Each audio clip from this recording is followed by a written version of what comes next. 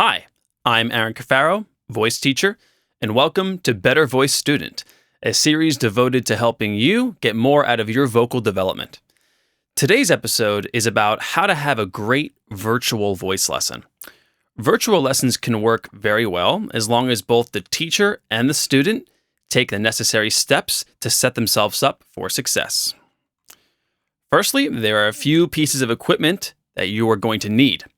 Most importantly, you'll need a computer.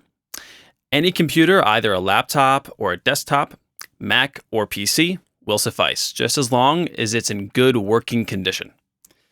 Now, laptops come with cameras, but keep in mind that if you're on a desktop, you might need to add a webcam or a camera to your setup. The camera is not optional. The teacher has to be able to see you.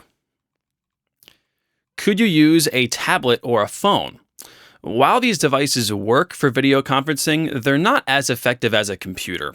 First off, devices like phones are very small, making it hard to see for some folks.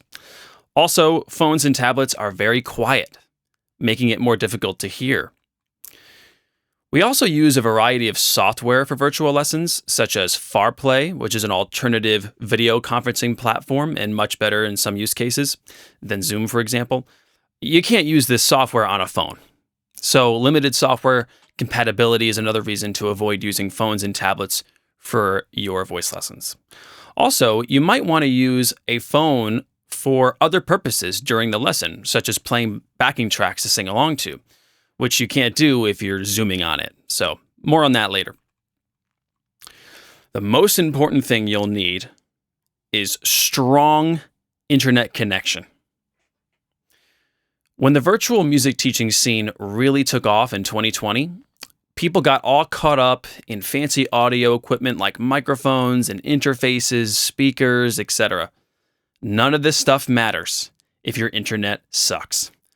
Poor internet connection will literally prevent you from being able to video conference, making virtual instruction impossible. Again, after you get your computer, internet quality is the most important. Luckily, most people have decent enough internet coming into their homes to be able to video conference. The next concern is how you set this internet up to give you the best virtual lesson experience. Most students rely on Wi-Fi, which will work fine. However, if you do this, be sure the Wi-Fi signal is strong in the area where you're having your lesson. Right? If your router's really far away, you may encounter issues. If you want even more reliability, you should use a wired connection, which is running an Ethernet cable from your router into your computer. Ethernet cables and whatever adapters you need to get that cable into your computer are very cheap, and this is very easy to set up. A wired connection, while not required, just make sure your internet a little more reliable. Another thing you'll need is a separate device from which to play backing tracks from. This can be a phone, tablet, or a separate computer. Just keep in mind that you'll need to use a speaker with this device. So if you play music from your phone, for example, it'll need to be connected to a Bluetooth speaker. But my phone already has a speaker, you might be thinking. Yes, but it's not loud enough. If you try to sing along to your phone, you won't be able to hear the music. And the same goes for tablets and laptops. You need to be able to sing out during your lessons, which will require the music to be very loud, probably louder than you think. So use a speaker. There is additional equipment that you could use to enhance your virtual lesson experience, but this gear is optional. Okay, so these are things like microphones, audio interfaces, wired Ethernet connections, additional software, and more. This optional equipment is beyond the scope of this discussion and can be covered in another video. Let's talk about how to best set up for your virtual lesson. You have all of your gear. How do you set up? First off, create a space in your room where you can stand and face the camera.